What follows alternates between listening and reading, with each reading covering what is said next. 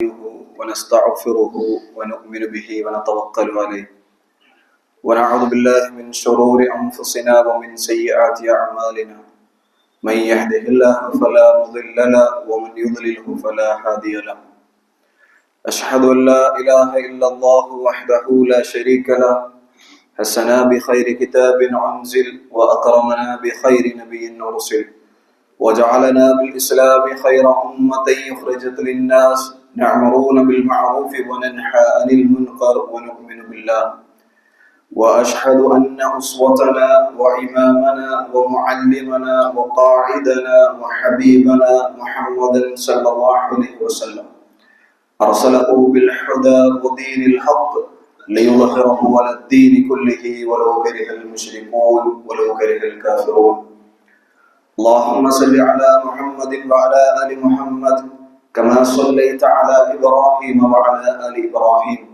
وبارك على محمد وعلى آل محمد كما باركت على إبراهيم وعلى آل إبراهيم في العالمين إنك حميد مجيد أما بعد فإن خير الحديث كلام الله وخير الهدي هدي محمد صلى الله عليه وسلم وخير الأمور عظائمها وشر الأمور محدثاتها وكل محدثة بدعة وكل بدعة ضلالة وكل ضلالة في النار أيها الناس أوصيكم وإياي أولا بتقوى الله أعوذ بالله من الشيطان الرجيم بسم الله الرحمن الرحيم إن عدة شهور عند الله 12 شهرا في كتاب الله يوم خلق السماوات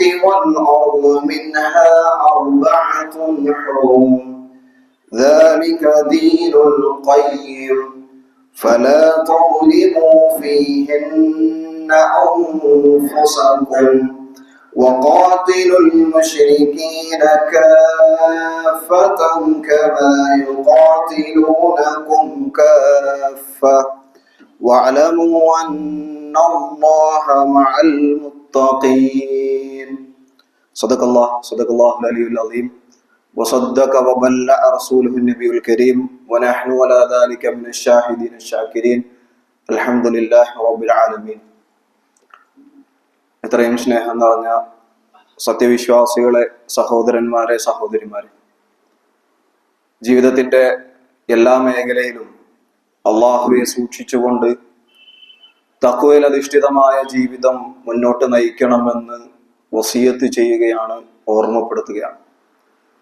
നമ്മിൽ നിന്ന് സംഭവിച്ചു പോയ ചെറുതും വലുതും രഹസ്യവും പരസ്യവുമായ എല്ലാ തെറ്റുകുറ്റങ്ങളും പുറത്ത് അല്ലാഹുവിന്റെ സ്വർഗത്തിൽ ജന്നാത്തുൽ ഫിർദൗസിൽ നമ്മെ എല്ലാവരെയും നാഥൻ സുബ്ഹാനഹു തആല ഒരുമിച്ച് കൂട്ടി അനുഗ്രഹിക്കുമാറാവട്ടെ. സത്യവിശ്വാസികളെ, പ്രമുഖ സൂഫി വര്യനായ തിബിരീസി അദ്ദേഹത്തിന്റെ ശിഷ്യത്വം സ്വീകരിക്കാൻ വേണ്ടി ഒരു 10 യുവാക്കള് അദ്ദേഹത്തിന്റെ അടുക്കൽ വരുന്നുണ്ട്. ഈ 10 യുവാക്കൾ വന്നപ്പോൾ തിബിരീസി യുവാക്കൾക്ക് തന്റെ ശിഷ്യത്വം സ്വീകരിക്കാൻ വേണ്ട ഒരു ട്രെയിനിങ് നൽകുന്നുണ്ട്. ആ 10 പേരോടും തിബിരീസി നിർദ്ദേശിക്കുന്നത് തുടർച്ചയായ 10 ദിവസത്തെ യാത്രയാണ്. ആ യാത്രയിൽ അതിനൊരു ഡെസ്റ്റിനേഷനും കൂടി തിബിരീസി നിശ്ചയിച്ചു കൊടുക്കുന്നുണ്ട്. അതൊരു കാട്ടിലാണ്. അങ്ങനെ ഈ 10 പേരെ അതിനുവേണ്ടി തയ്യാറാക്കി അതിൽ തഖ്വയുണ്ട് എന്ന് തോന്നിയ ഒരു യുവാവിനെ തിബിരീസി ആ യാത്രാ സംഘത്തിന്റെ ലീഡറും കൂടി ആക്കുന്നുണ്ട്. അങ്ങനെ ഈ സംഘം, ഈ ഒരു ചെറിയൊരു സംഘം, 10 പേരടങ്ങുന്ന ഈ ഒരു സംഘം യാത്ര പുറപ്പെട്ടു തിബിരീസിയുടെ നിർദ്ദേശപ്രകാരം. അങ്ങനെ അവരുടെ ഡെസ്റ്റിനേഷൻ എവിടെയാണോ അതിനുള്ള യാത്രക്കിടയിൽ പല സ്ഥലങ്ങളിലും അവർക്ക് താമസിക്കേണ്ടി വന്നിട്ടുണ്ട്. ചിലപ്പോൾ ഭക്ഷണമില്ലാതെ വരുമ്പോൾ ചില മനുഷ്യർ ആ യുവാക്കളെ സഹായിച്ചുകൊണ്ട് അവർക്ക് ഭക്ഷണം നൽകിക്കൊണ്ട് അവരെ സൽക്കരിക്കുന്നുണ്ട്.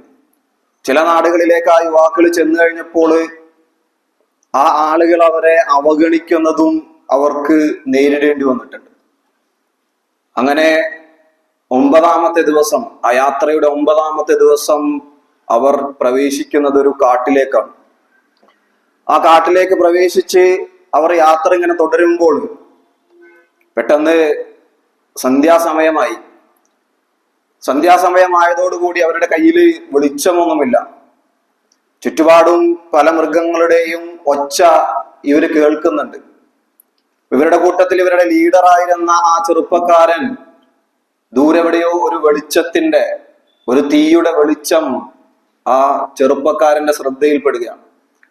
അവൻ ആ തീയുടെ വെളിച്ചം ലക്ഷ്യമാക്കിക്കൊണ്ട് ഈ ചെറുപ്പക്കാരൻ അവിടേക്ക് എത്തുന്നുണ്ട്. അവിടെ എത്തിയപ്പോൾ അതൊരു ആളുകൾക്ക് താമസിക്കാൻ കഴിയുന്ന ഒരു വലിയൊരു വീട് പോലെയുള്ള ഒരു സംഗതിയായിരുന്നു. ആ ഒരു വലിയൊരു വീട്ടിൽ ഒരു പ്രമുഖനായ മറ്റൊരു പണ്ഡിതൻ, ആ പണ്ഡിതൻ ആ വീട്ടിൽ ഇരിക്കുന്നുണ്ട്. ആ പണ്ഡിതൻ ഈ യുവാക്കളെ കണ്ടപ്പോൾ തന്നെ ചോദിച്ചത്, നിങ്ങൾ തിബിരീസി പറഞ്ഞിട്ട് വരുന്നതല്ലേ എന്ന്. തീർച്ചയായും ആ യുവാക്കളും നൽകിയ മറുപടി, അതെ, തിബിരീസിയുടെ നിർദ്ദേശപ്രകാരമാണ് ഞങ്ങളിവിടെ എത്തിയിട്ടുള്ളത്. അദ്ദേഹം പറഞ്ഞു, ഈ വീട്ടിൽ 12 അറകളാണുള്ളത്. ആ 12 അറകളിൽ 10 അറകൾ നിങ്ങൾക്ക് ഇന്ന് രാത്രി ഉപയോഗിക്കാം. പക്ഷെ ആ അറകളുടെ പ്രത്യേകത, ആ അറകളിൽ നിങ്ങൾ പ്രവേശിച്ചു കഴിഞ്ഞാൽ നിങ്ങളുടെ ജീവിതകാലം മുഴുവൻ നിങ്ങൾക്ക് ജീവിക്കാൻ വേണ്ട വിഭവങ്ങൾ ആ അറയിൽ ഞാൻ ഒരുക്കിയിട്ടുണ്ട്. നാളെ നിങ്ങൾ ആ അറയിൽ നിന്ന് പുറത്തേക്ക് ഇറങ്ങുമ്പോൾ നിങ്ങളുടെ കയ്യിൽ കിട്ടുന്നത് നിങ്ങളുടെ ജീവിതം അവസാനിക്കുവോളം നിങ്ങൾക്ക് ജീവിക്കാൻ കഴിയുന്ന വിഭവങ്ങളാണ് എന്ന് ആ പണ്ഡിതൻ ആ ചെറുപ്പക്കാരോട് പറയുന്നുണ്ട്. അങ്ങനെ ആ ചെറുപ്പക്കാരെ ആ റൂമിലേക്ക് പ്രവേശിച്ചു. ഒരുപാട് യാത്രയൊക്കെ ചെയ്യുമ്പോൾ വിശപ്പും ദാഹമൊക്കെ സഹിച്ചായിരിക്കും അവരെത്തുന്നത്. അവരങ്ങനെ ആ റൂമിലേക്ക് കയറിയപ്പോൾ അവർ കാണുന്നത് കുറെ ഫ്രൂട്ട്സും കുറെ വിത്തുകളും കുറച്ച് വെള്ളമൊക്കെയാണ്. അവരാ യാത്രയുടെ ക്ഷീണത്തിൽ അവിടെ ഉണ്ടായിരുന്ന എല്ലാവരും അവർ ഭക്ഷിക്കാൻ തുടങ്ങി. ആ ഫ്രൂട്ട്സും ആ വിത്തുകളും എല്ലാം അവർ ഭക്ഷിച്ച് ആ വെള്ളവും എല്ലാം കുടിച്ചു തീർന്നു. പിറ്റേ ദിവസം രാവിലെ 10ാമത്തെ ദിവസം അവർ ഉറക്കം എഴുന്നേറ്റ് ഈ പണ്ഡിതനോട് ചോദിക്കുന്നുണ്ട്, അല്ല, ആ റൂമിലേക്ക് പ്രവേശിച്ചു കഴിഞ്ഞാൽ ഒരുപാട് വിഭവങ്ങൾ കിട്ടുമെന്ന് പറഞ്ഞില്ലേ? ഞങ്ങളുടെ ജീവിതകാലം മുഴുവൻ സുഭിക്ഷമായി ജീവിക്കാൻ കഴിയുന്ന വിഭവങ്ങൾ, ഞങ്ങളതൊന്നും കണ്ടില്ലല്ലോ അവിടെ. ആ ചെറുപ്പക്കാർ വീണ്ടും ആ റൂമിലേക്ക് പോയി റൂമിന്റെ എല്ലാ മുക്കുമൂലയും തപ്പുന്നുണ്ട്. മുക്കുമൂലയും സെർച്ച് ചെയ്തിട്ട് എവിടെയെങ്കിലും ഇവർ പറയുന്ന ആ വിഭവമുണ്ടോ എന്ന് അന്വേഷിക്കുന്നുണ്ട്. അങ്ങനെ ആ പണ്ഡിതന്റെ അടുക്കിലേക്ക് വീണ്ടും തിരിച്ചു വന്നുകൊണ്ട് ചോദിക്കുന്നുണ്ട്, ഞങ്ങൾ ഇതൊന്നും കണ്ടില്ലല്ലോ. അപ്പോൾ ആ പണ്ഡിതൻ പറഞ്ഞു, ഞാൻ അവിടെ നിങ്ങളുടെ ഭക്ഷണം, നിങ്ങളുടെ വിശപ്പടക്കാൻ നൽകിയ ഭക്ഷണത്തോടൊപ്പം വെച്ച വിത്തുകൾ, ആ വിത്തുകളായിരുന്നു നിങ്ങൾക്ക് നിങ്ങളുടെ ആയുഷ്കാലം മുഴുവൻ ജീവിക്കാൻ വേണ്ടിയിരുന്ന വിഭവം. ആ വിത്തുകൾ നിങ്ങൾ സ്വരുക്കൂട്ടി നിങ്ങളത് കൃഷി ചെയ്ത് അത് നിങ്ങളുടെ ജീവിതത്തിന്റെ വിജയമായി കാണണമെന്നുള്ളതായിരുന്നു ഈ യാത്രയുടെ ഉദ്ദേശം. പക്ഷെ നിങ്ങൾ അതിൽ പരാജയപ്പെട്ടു എന്ന് ആ പണ്ഡിതൻ പറയുന്നുണ്ട്. നമ്മളൊന്ന് ആലോചിച്ച് നോക്കി കഴിഞ്ഞിട്ടുണ്ട് എങ്കിൽ നമ്മളുടെ ജീവിതവുമായി ബന്ധപ്പെടുത്തുമ്പോൾ ഈ ഒരു കഥയിൽ അല്ലെങ്കിൽ ഒരു സംഭവത്തിൽ അല്ലാഹു സുബ്ഹാനഹു വ തആല നമുക്കിതുപോലെ ചില വിത്തുകൾ ചില മാസങ്ങളായി കൊണ്ട് റബ്ബ് സുബ്ഹാനഹു വ തആല നൽകിയിട്ടുണ്ട്. അല്ലാഹുവിന്റെ അടുക്കൽ ഇന്ന ഇദ്ദത ശുഹൂരി ഇൻദല്ലാഹി 12 ശഹറൻ ഫീ കിതാബില്ലാഹ്, അല്ലാഹുവിന്റെ അടുക്കൽ 4 ഹുറും, 4 മാസങ്ങൾ അല്ലാഹു സുബ്ഹാനഹു വ തആല പവിത്ര മാസങ്ങളാക്കിയിട്ടുണ്ട്. അതല്ലാതെ ചില മാസങ്ങളും അല്ലാഹു സുബ്ഹാനഹു വ തആല വിശ്വാസികൾക്ക് കരുത്തേകുന്ന തരത്തിലുള്ള മാസങ്ങളായിക്കൊണ്ട് റബ്ബ് സുബ്ഹാനഹു വ തആല നിശ്ചയിച്ചിട്ടുണ്ട്. അത്തരത്തിൽ ഒരു മാസത്തിലേക്കാണ് നമ്മൾ പ്രവേശിക്കാൻ പോകുന്നത്. അത് മനുഷ്യരെല്ലാവരും അശ്രദ്ധയിലാകുന്ന ശഅബാനിലേക്കാണ് വിശ്വാസി സമൂഹം പ്രവേശിക്കാൻ പോകുന്നത്. ആ പണ്ഡിതൻ നൽകിയ വിത്ത് പോലെ പലപ്പോഴും നമ്മൾ ആ വിത്ത് ഉപയോഗപ്പെടുത്താതെ, ആ വിത്തിനെ കളത്തിലേക്ക് ഇറക്കാതെ അവഗണിക്കപ്പെടുന്ന ഒരു മാസമാണ് ശഅബാൻ എന്നുള്ളത്. സാധാരണ അറബി മാസങ്ങളുടെ പേരുകൾ തീരുമാനിക്കുക, അല്ലെങ്കിൽ ആ പേരുകൾ വന്നിട്ടുള്ളത് കൂടുതലും യുദ്ധങ്ങളുമായി ബന്ധപ്പെട്ടും അതിന്റെ ഒരു കാലാവസ്ഥയുമായി ബന്ധപ്പെട്ടിട്ടൊക്കെയാണ് മാസങ്ങളുടെ പേരുകൾ വന്നിട്ടുള്ളത്. നമുക്കറിയാം റമദാൻ എന്ന് പറഞ്ഞാൽ ഷിദ്ദത്തുൽ ഹാർ എന്നാണ്. ഏറ്റവും കഠിനമായിട്ടുള്ള ചൂടിനാണ്, അല്ലെങ്കിൽ കരിച്ചു കളയുന്ന ചൂടിനാണ് റമദാൻ എന്ന്, റംള് എന്ന് പറയുന്നത്. അതുപോലെ റജബ് എന്നാൽ തവഖുഫാണ്, സ്റ്റോപ്പാണ്. അതുവരെ 3 മാസങ്ങൾ പവിത്രമായിട്ടുള്ള മാസങ്ങള്, അത് തുടർച്ചയായി കൊണ്ടുവരുന്ന പവിത്ര മാസങ്ങളാണ്. അതിൽ റജബ് മാത്രമാണ് ഒറ്റപ്പെട്ടു വരുന്നത്. അപ്പൊ അതുവരെയുള്ള മാസങ്ങളിൽ യുദ്ധങ്ങളും മറ്റുമായിരുന്നുവെങ്കിൽ അതിലൊരു സ്റ്റോപ്പ് ഇടാൻ വേണ്ടി റജബ്, അതിന്റെ അർത്ഥം തവഖുഫാണ്.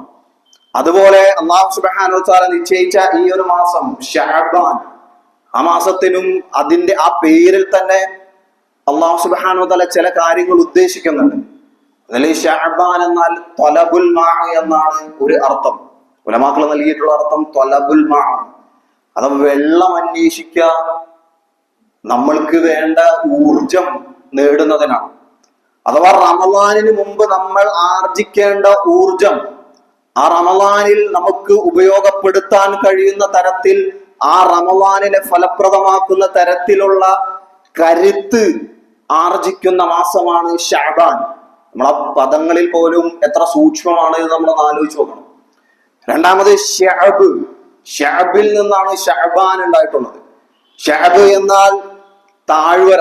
ശഅബ് അബീ ത്വാലിബ് കേട്ടിട്ടുണ്ട് ചരിത്രത്തിൽ, അല്ലാഹു റസൂലിന്റെ ചരിത്രത്തിൽ. ശഅബ് എന്നാൽ താഴ്വര എന്നാണ്. അവനെ വിശദീകരിക്കുന്നത് 2 പർവ്വതങ്ങൾക്കിടയിൽ ആരും കാണാതെ കിടക്കുന്ന താഴ്വര. ഈ 2 പർവ്വതം ഏതാണ് എന്ന് വിശദീകരിക്കുന്നിടത്ത് പറയുന്നുണ്ട്, അത് റജബും റമദാനുമാണ്. സ്വാഭാവികമായിട്ട് റജബ് പവിത്രമാക്കപ്പെട്ട മാസമാണ്. റമദാൻ എന്നത് നോമ്പും പരിശുദ്ധ ഖുർആന്റെ അവതരണീയത കൊണ്ട് മഹത്വമുള്ള ഒരു മാസമാണ്.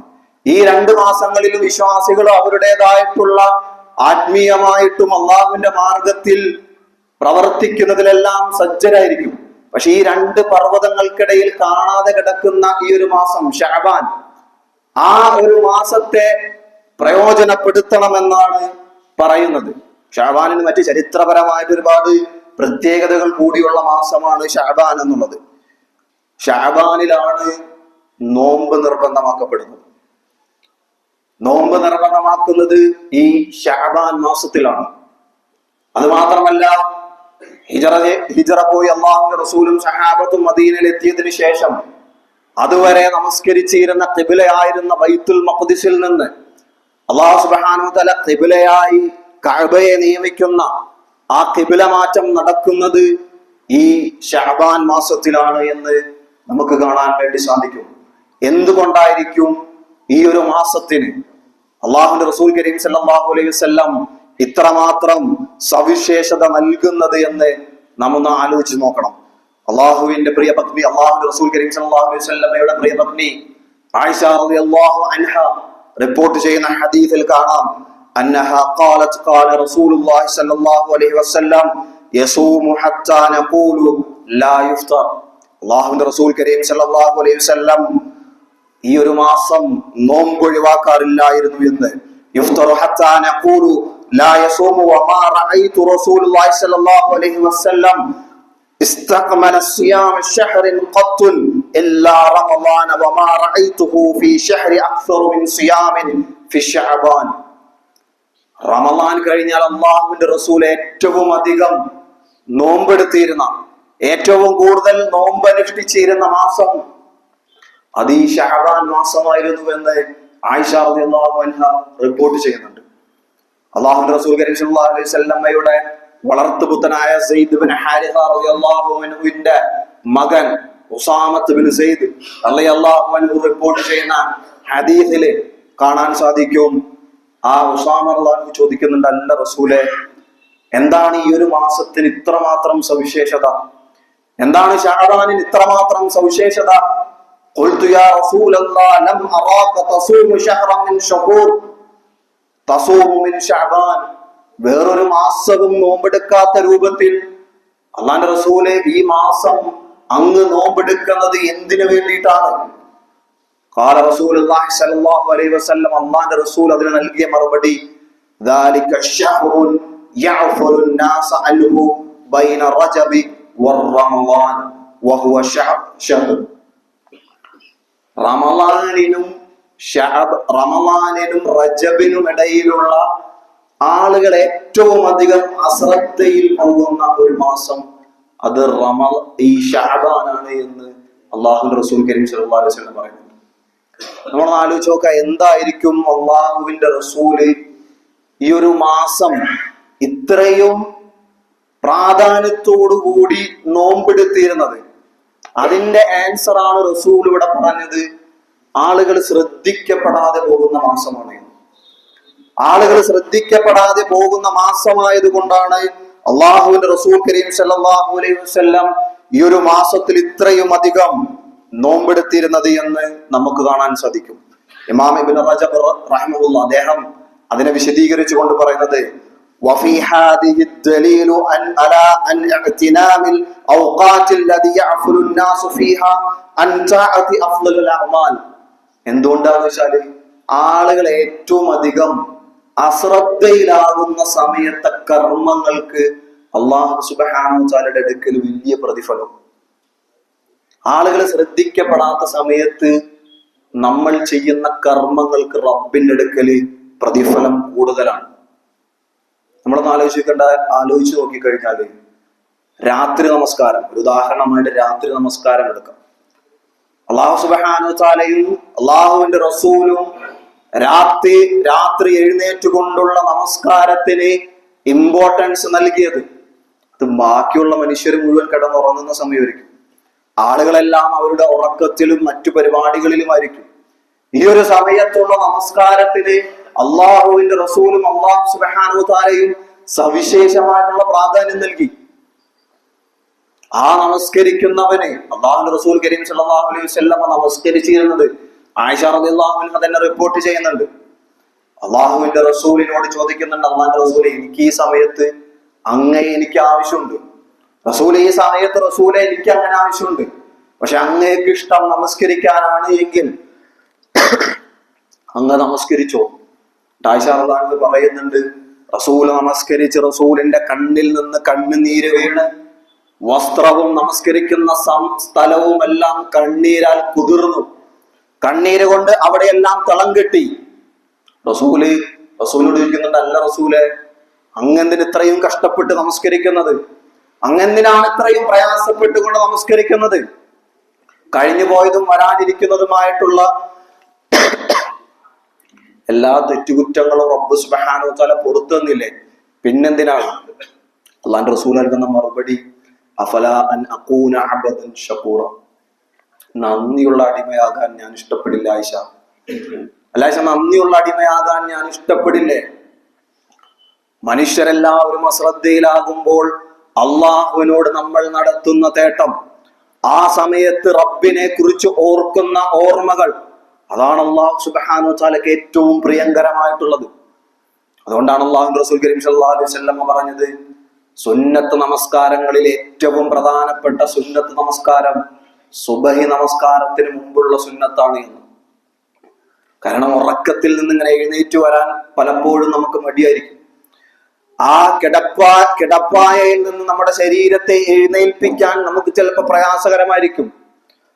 ആ സമയത്ത് അള്ളാഹുവിന്റെ ബാങ്ക് കേട്ടാൽ, അള്ളാഹുവിലേക്കുള്ള വിളി കേട്ടാൽ, അവന്റെ ശരീരത്തെ അവിടെ നിന്ന് ഉയർത്തിക്കൊണ്ട് അവൻ വന്ന് അള്ളാഹുവിന്റെ മുമ്പിൽ 2 റക്അത്ത് നമസ്കരിക്കുമ്പോൾ അവനക്ക് അത് മതി എന്ന് അള്ളാഹുവിന്റെ റസൂൽ കരീം സല്ലല്ലാഹു അലൈഹി വസല്ലം പറഞ്ഞത് കൊണ്ടാണ്. പലപ്പോഴും നമ്മൾ അവഗണിക്കുന്ന സുന്നത്തുകളിൽ ഏറ്റവും പ്രധാനപ്പെട്ട സുന്നത്തും ആ നമസ്കാരമായിരിക്കും. സുബഹിക്ക് മുമ്പുള്ള സുന്നത്തായിരിക്കും നമ്മൾ ഏറ്റവും അധികം ഉപേക്ഷിക്കുന്ന സുന്നത്തുകളിൽ ഏറ്റവും പ്രധാനപ്പെട്ടത്.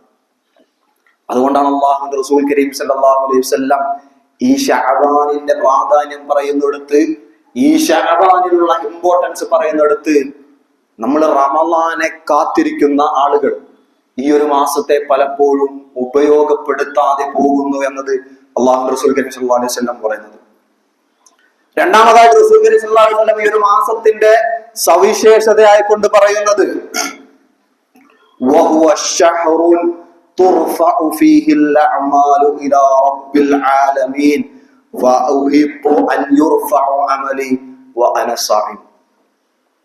അള്ളാഹുവിന്റെ അടുക്കലേക്ക് അവന്റെ കഴിഞ്ഞ ഒരു വർഷത്തെ കർമ്മ പുസ്തകം, അവന്റെ കഴിഞ്ഞ ഒരു വർഷത്തെ കർമ്മങ്ങൾ അള്ളാഹുവിലേക്ക് ഉയർത്തുന്ന മാസം അത് ഈ ശഅബാൻ മാസത്തിലാണ്. കഴിഞ്ഞ റമദാൻ മുതൽ ഈ ശഅബാൻ വരെയുള്ള എന്റെ എല്ലാ കർമ്മങ്ങളും അള്ളാഹുവിലേക്ക് ഉയർത്തുന്ന മാസം ഇതാണ്. റസൂല് പറഞ്ഞത്, ഞാൻ നോമ്പുകാരനായിക്കൊണ്ട് എന്റെ കർമ്മം അള്ളാഹുവിലേക്ക് ഉയർത്തണമെന്നാണ് ഞാൻ ആഗ്രഹിക്കുന്നത്. നമ്മളൊന്ന് ആലോചിച്ച് നോക്കി കഴിഞ്ഞാൽ കഴിഞ്ഞ ഒരു വർഷത്തെ നമ്മളൊന്ന് വിചാരണക്കെടുത്താൽ, കഴിഞ്ഞ ഒരു വർഷത്തെ നമ്മളൊന്ന് ഇഹ്തിസാബ് നടത്തിയാൽ, കഴിഞ്ഞ റമദാനിന് ശേഷമുള്ള എന്റെ ഈ ഒരു ജീവിതത്തെ ഞാനൊന്ന് വിലയിരുത്തിയാൽ എന്തായിരിക്കും നമ്മളുടെ കർമ്മ പുസ്തകത്തിൽ ഉണ്ടായിരിക്കാം? നമ്മൾ ആലോചിച്ച് നോക്കാം. എന്റെ കർമ്മ പുസ്തകത്തിൽ എന്തായിരിക്കും ഈ ഒരു വർഷം കൊണ്ട് ഞാൻ നേടിയെടുത്തത്? ഈ ഒരു മാസം ശഅബാനിലേക്ക് പ്രവേശിക്കുന്നതോടുകൂടി ഈ കർമ്മ പുസ്തകങ്ങൾ ഉയർത്തപ്പെടും, അള്ളാഹുവിന്റെ മുമ്പിലേക്ക് ഉയർത്തപ്പെടും. ഈ ഉയർത്തപ്പെടുന്ന സമയത്ത് എന്റെ കയ്യിൽ ഒന്നുമില്ല എങ്കിൽ എന്റെ ആ കർമ്മ പുസ്തകത്തിൽ നാളെ അള്ളാഹുവിന്റെ സ്വർഗത്തിൽ വിജയിക്കുന്ന തരത്തിലുള്ള ഒരു കർമ്മവും ആ പുസ്തകത്തിൽ രേഖപ്പെടുത്തിയിട്ടില്ല എങ്കിൽ പിന്നെ ഈ ജീവിതം കൊണ്ട് നമ്മൾ എന്താണ് നേടിയെടുത്തത്? ഈ ഒരു കഴിഞ്ഞ ഒരു വർഷം കൊണ്ട് നമ്മൾ എന്താണ് നേടിയെടുത്തത്?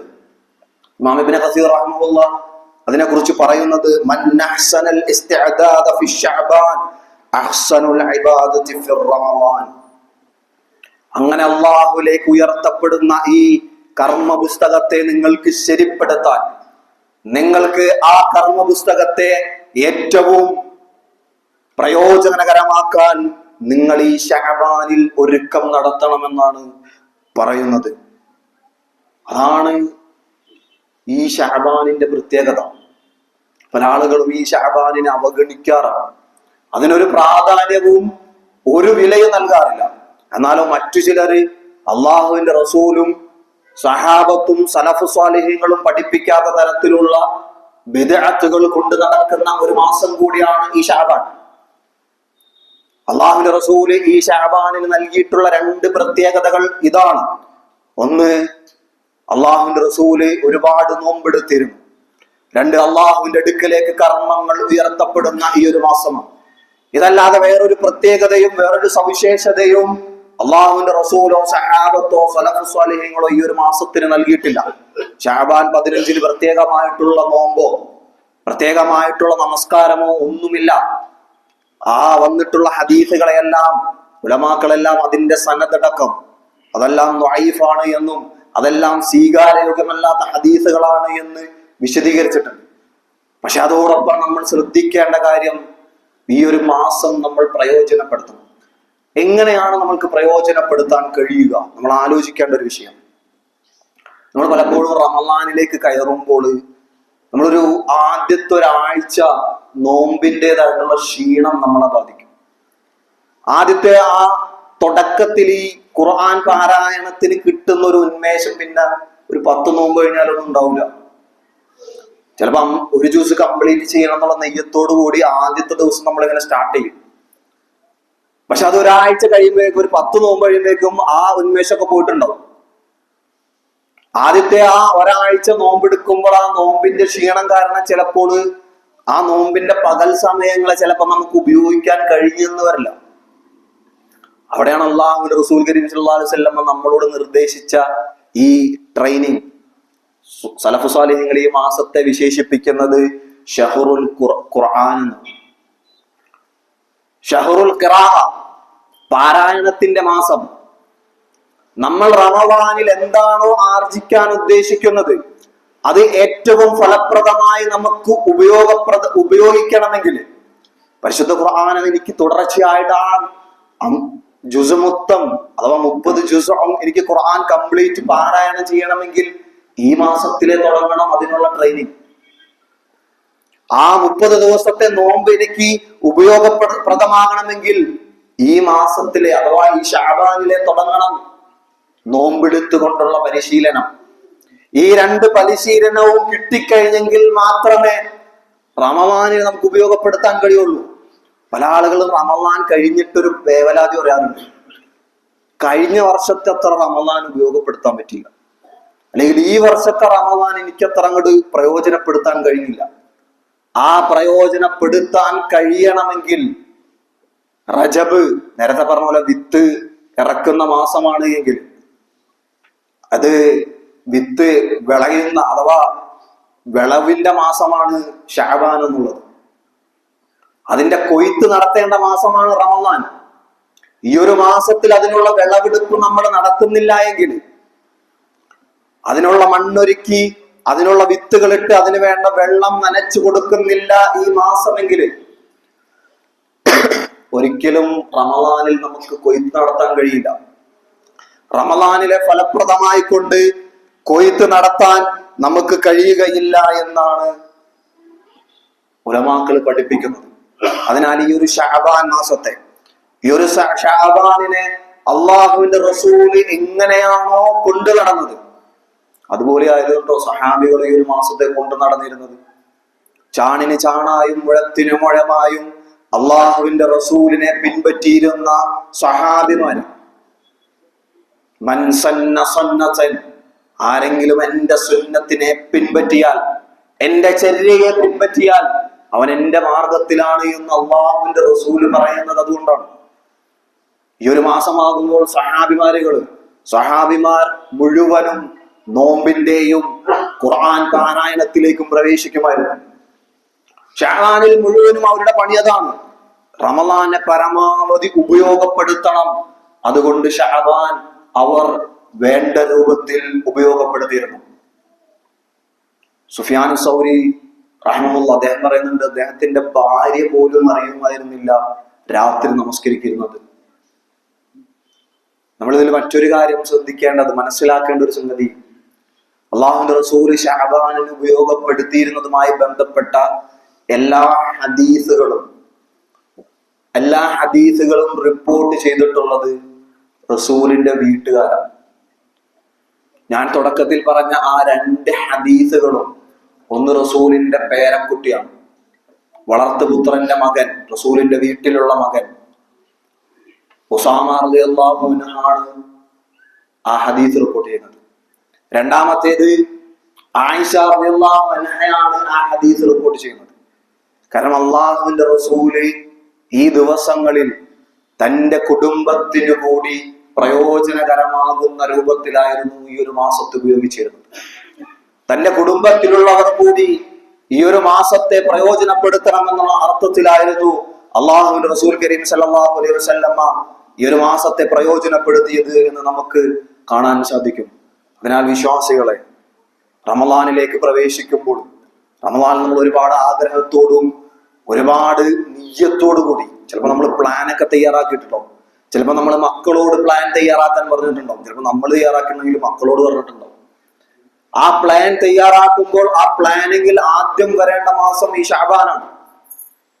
ഈ ശഅബാനിലുള്ള ട്രെയിനിങ് കൊണ്ടാണ് റമളാനിനെ നമുക്ക് ഫലപ്രദമാക്കാൻ കഴിയുകയുള്ളൂ. അത്തരത്തിൽ ഈ ശഅബാനിനെ പ്രയോജനപ്പെടുത്താൻ നമുക്ക് സാധിക്കണം. നാഥൻ സുബ്ഹാനഹു വ തആല നമുക്ക് തൗഫീഖ് നൽകുമാറാവട്ടെ. اللهم أرضى عن أشرف الخلفاء الراشدين المهديين وعن بقية أصحاب رسولك أجمعين.